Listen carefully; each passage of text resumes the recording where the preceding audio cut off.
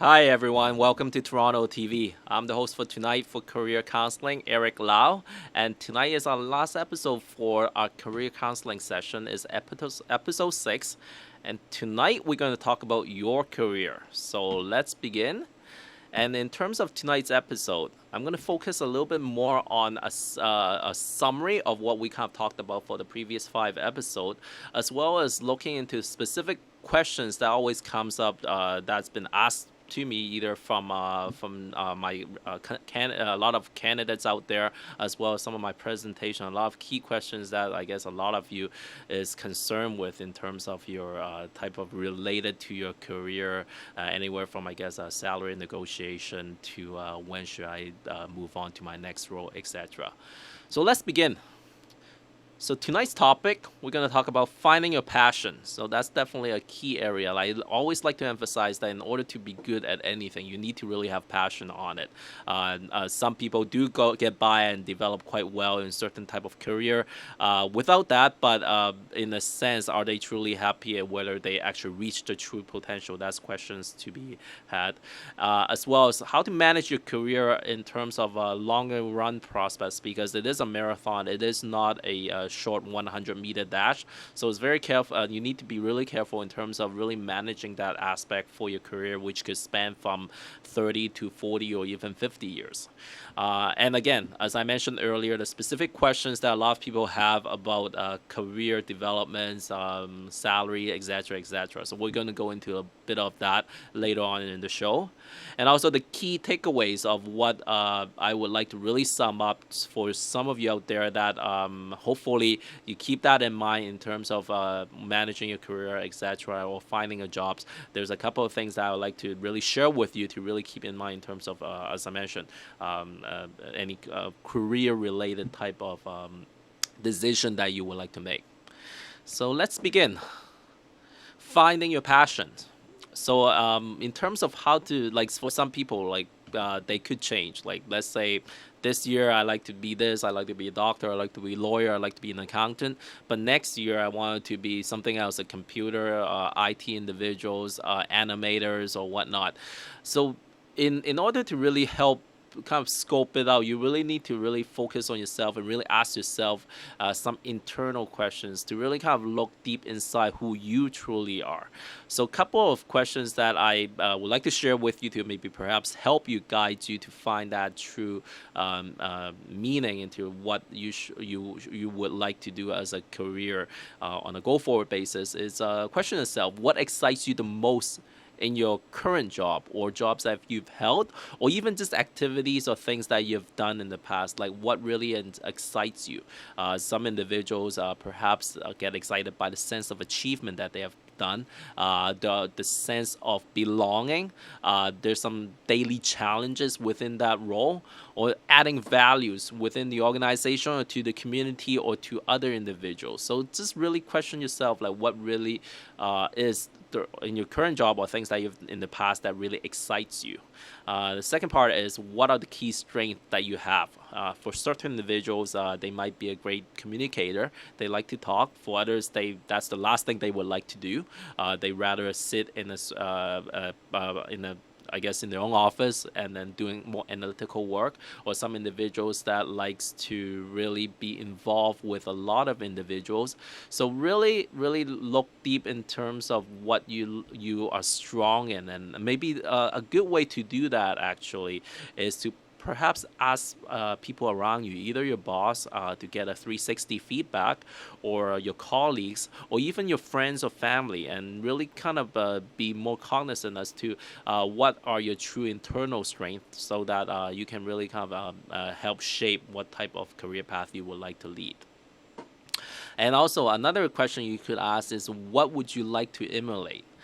Whether you are a big fan of an entrepreneur or some corporate executives, whether want to become a Bill Gates or a Jack Welch, that's definitely a two different type of avenue.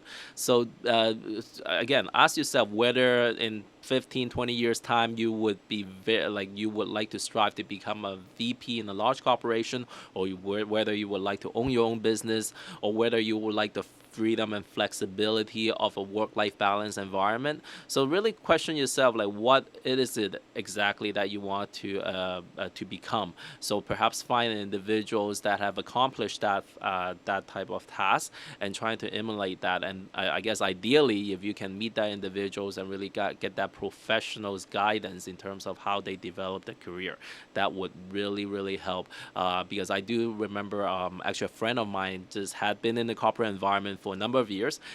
So she decided to go out and start her own business. So what she did first off is to locate within her own network a couple of successful entrepreneur and basically just had lunch or just meet with them for half an hour, just to pick their brains and trying to get some guidance and type of things that if either from guidance to mentorship that will really help and actually help motivate you in terms of going towards that direction. So that's something that maybe to keep in mind. And the last point I like to make is what motivates you, what keeps you going, what really like things that really keeps you get up in the morning even though you are tired from a 20-hour work day. What really is for some as an example of motivation for I guess a lot of people and I just want to be straightforward is this money. For some people it's sense of belonging, and for certain people it's more the status or even power in the position that they are in that motivates them to keep going and to really do well in the profession. So just something to keep in mind in terms of how to really find your own passion for your career. So let's move on to managing your career. Some of the things that I'm talking about may have occurred in the previous episode, but I'd just like to really emphasize the strong points that I'd like you to really keep in mind in terms of your career growth and your career path. So in terms of managing career, I would suggest to really, it's good to put things on paper. Like I'm a strong believer in that. If things are just kind of put it like think and then just in your mind, sometimes it gets forgotten or you just decided that it's no longer necessary. But in a sense, there's certain things that, for example, tracking your career is very important.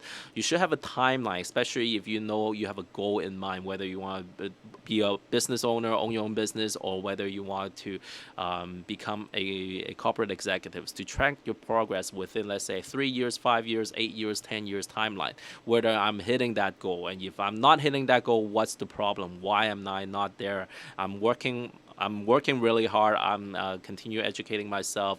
Why am I not reaching that goal? So it's to really put down on paper some milestone to track your progress. The other part I like to talk about is family, which is quite important. There are people in the out there who are, I guess, individual professionals right now who are single and basically their entire life is the career, which is a decision, which is good as well. But once you have become, I guess, you have a family that build up, that's a very key component because I know the career is very important, but I guess family is as well. So you should really keep in mind in terms of your career and how that impact your family. And I would suggest to really talk to them, especially when you are in a position where you are up for promotion. You might be working a lot of long hours, a lot of travel. To really be open with your family and to get their buy. Well, I don't like to use too much technical term, but basically let them know to that this is the phase that you're going through, and they hope that they can understand and to support you, because that's really important as well. And so the other things that really do really regularly check is ask yourself whether things are making sense, whether the career path that you're leading does it still excites you anymore, whether you are just going along the journey just receiving a paycheck, or are you still progressing to a point where you are still valuing. Because after there are people out there, including myself as well, when I first started my career, and right now my goal, my priority had changed. So to make sure that you are keeping track as to what you want to do, and to continue doing things that is moving towards that goal instead of just going through the motion. So that's just something I just wanted to share with all of you as well, to really keep in mind. The other thing is work-life balance, kind of a little bit related to family, but certain individuals, they might have a passion or hobbies. Remember to at least try to not just put everything into one basket and just throw everything in your career, because a lot of things that you have value in the past, you should those that are valuable and certain passion, you should at least keep in mind, and also I guess continue doing, for example, golfing or badminton or sports or certain type of hobby, boating, just to I guess relax your mind as well, because you don't want to get too burned out in terms of I guess just devoting everything into your job and your profession. Next is, what is my value to the company, which is a more technical aspect in terms of managing your career. And this is more questions that you should ask when you're in more of a corporate environment. That's the path you want to proceed. Is that a lot of people doesn't know why they are progressing well, and some that are progressing well, and you question why are they getting a promotion. It's a lot of things come into play, and this is in addition to skills and experience, because a lot of aspect in within the corporate environment is whether that individual's let's say absence or departure would impair the company. So I will go into a little bit of an example, and again, like this episode, this type of the career counseling program is, I just speak my mind. I'll give you, for example, what I have seen, and also things that what is the traditional conventional wisdom. So the conventional wisdom is that you should really prepare yourself well within the corporate environment to, I guess, to really keep in track as to what exactly that you do and contribute to the company. And the other aspect that relates to this area is that really plan as to, let's say if the company were to let you go, like how would that impact the overall corporation?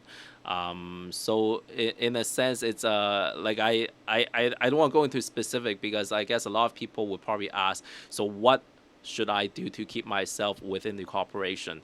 I guess the right answer is to really keep yourself up to date into a lot of the technical skills and training that is required in your role. And the other kind of not too kind of conventional is that make sure that your contribution is not too easily replicable by I guess they can't just hire someone externally to replace you. And a lot of things that I would really suggest that you do things that is productive in that manner, because I've heard of situation where people, they to really make themselves valuable, they do a lot of things that is counterproductive. So I would suggest against that route, because in the long run it doesn't work. If it's not meant to be, then perhaps you should look into another company for your career path. So that's just my 2 cents in that area. So yeah, so let's move on to this, a lot of specific questions that a lot of my audience in the past have from my presentations, as well as from candidates that had met with me and asked me a lot of kind of issues regarding their career path. So a lot of common questions that came up was, when should I change jobs? There's no specific timeline, but more the rule of thumb is that for any when you're not happy in your profession and you don't think that it's something that you would lead to anything that would hit your career goal, I think it's time to consider, and also always be open to opportunities. If you are not happy and don't think that you're progressing, I wouldn't suggest like be like very proactive, but at least perhaps engage a recruiting professionals, meet with them, tell them exactly what type of career that you like to do, what type of companies that you wanted to join, and then have someone else take care of that part. And if something else, something good do come up, be open-minded and explore those opportunities. So I would say the key things is, if you don't think that you are reaching your career kind of objective, then that's a good time to really consider. I don't really recommend changing jobs just for the salary, just for money. If it if the differential is less than 10-15%. If it's going to be like a 20-25% increase, then definitely that's a good I guess benchmark to consider. But if it's just for like 5, because some people they do change jobs just for like 5-10%, I don't think it is a wise decision. But that's just my thought on that issue. Another question that always comes up is how long must I stay in a particular jobs? Again, the rule of thumb is 1 year. At the minimum, I think you should stay at least 1 year. If there's a very special circumstances and you do need to leave within a couple of months, try to limit that at least within like 1 or 2 position, because if you have 2 consecutive role that is less than 1 year, that's definitely a big dent in terms of your resume. So I would say really, again, it goes back to really make sure that you find the right company and the right job, because it is an important decision, because if you are continually jumping from job to job, it would impair your career path. By doing that. So I would suggest to stay at least 1 year in any profession. Ideally, at least, I guess the ideal time is 3 years, which should be adequate. And also, if things are not moving within 5 years, I think it's definitely something. It's a timeline that you should really consider. If within 5 years you're not progressing to a level that you are happy with. Another question is, how do I negotiate my salary? So it all depends in terms of what point. So I'm going to give an example where you are, let's say, a current employee and want to negotiate your salary with your boss. I would approach your immediate, I guess, supervisors or your boss in a friendly manner.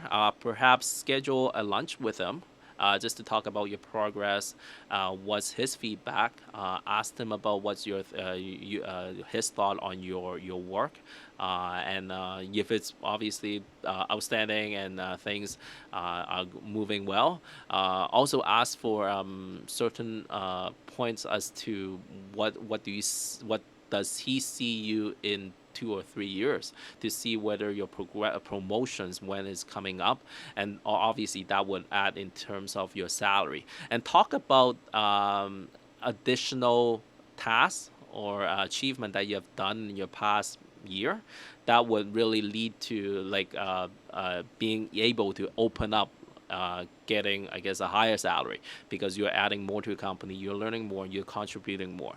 And then again, I would say be upfront with your boss as to what my salary expectation should be in the next year.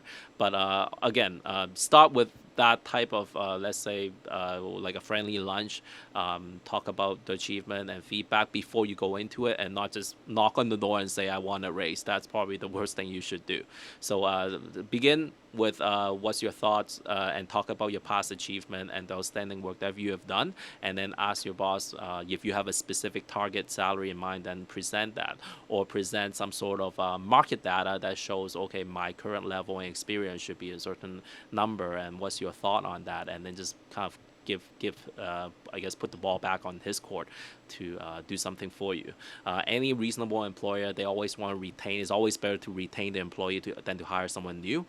They should be competitive in terms of meeting your salary targets. So another question is, how should I ask for promotion? Very similar type of methodology as I mentioned for negotiating my salary with your current boss. So again, start with what you've done in your I guess the past year, and then talk about your achievement, etc., etc. Actually, I do miss a point. So let's say if you are moving to a new company, how should I negotiate my salary that way? For example, if you're going through a recruiter, just a couple of key points. Whenever you talk about salary expectation with a recruiter, give them a range about 10-15%. So let's say about 70 to 82,000, let's say, base salary. and really be realistic and be prepared that if the job comes back and is 80,000 or 82,000, if it's a good role, take it.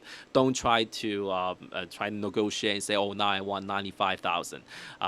In a sense, because it is a small community, especially if we're working with recruiters, it's always good to keep everything upfront and just be professionals. So if what your real expectation is 95, then tell them 95,000, and don't try to get back later on when the job offer is on the table and try to make that significant bump. An additional 5% should be okay, but if you're making a significant increase from your range, that it would could lead to a negative consequences, because again, it employer might be able to do an additional 5% increase from what is stated, but they can't do like 20-25% more. So just something to keep in mind. So another question is, how do I make myself more marketable? A lot of things. Obviously, trying to get into new project, especially if you're already in a position, trying to really engage in other type of role that is outside your day-to-day responsibility. Again, to continuous kind of development within the company, if there's any technical training courses, or even go out and do like anything from a part-time MBA to really go into more specific technical training or education to enhance your skill and to build your social capital within the organization, to try to even some of the social events that is held by organization, do try to participate as much as possible, because a lot of times you develop that relationship is through outside company activities. A lot of people, they just say, okay, I want to go home, that's not really work related. If you do want to really progress within a career, a lot of the social capital and the networking within the organization is very important. So I would really suggest that really try to make it out to those company events and to really build your relationship, because your work and your what you contribute is important, but how you interact with people and how people view you, that's also very important as well. So just keep that in mind. And I guess the last question is, how do I find out whether my salary is on par with my skills and experience? There's a lot of resource out there on the internet. If you're certain individuals, like in a specific profession, let's say an accountant or a lawyer or engineer, there's a lot of a published report as to average salary on a yearly basis within a certain geographical area. My profession, I'm an accountant, so I do know there's a couple of reports that prints out for like chartered accountants, what's the average salary, and usually you could get that through a lot of recruiting firms. Any like international recruiting firm, they do publish that report every year. So if you go through a professional recruiting firm that specializes in your profession, you can just easily ask them for that report, and they should be able to provide you with that. So yeah, so those are a lot of the questions that's been asked to me. So the last part I'm going to talk about is the key takeaways from, I guess, all our episodes that we have done for the past little while. I just wanted to kind of reiterate what are some of the key things to really keep in mind. The first thing, again, to go back to the passion part, is to really try and find your true passion in your career, because if it's something that you don't like to do, eventually it would, even if you go keep the motion going, you're not going to be happy, and you're not going to be as successful as you could have been if you had found something that you'd be passionate about.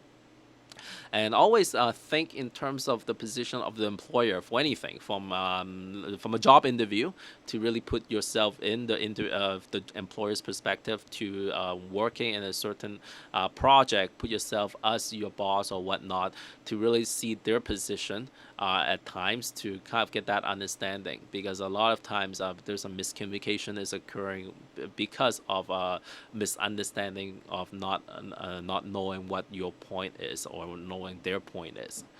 Also, be committed once you set out in terms of committing a certain type of task or projects. Really be professional. If you have a deadline that you meet and you've had given your word, really do be committed, and people would respect that. So really make sure that you need to what you say and what you do reflects who you are.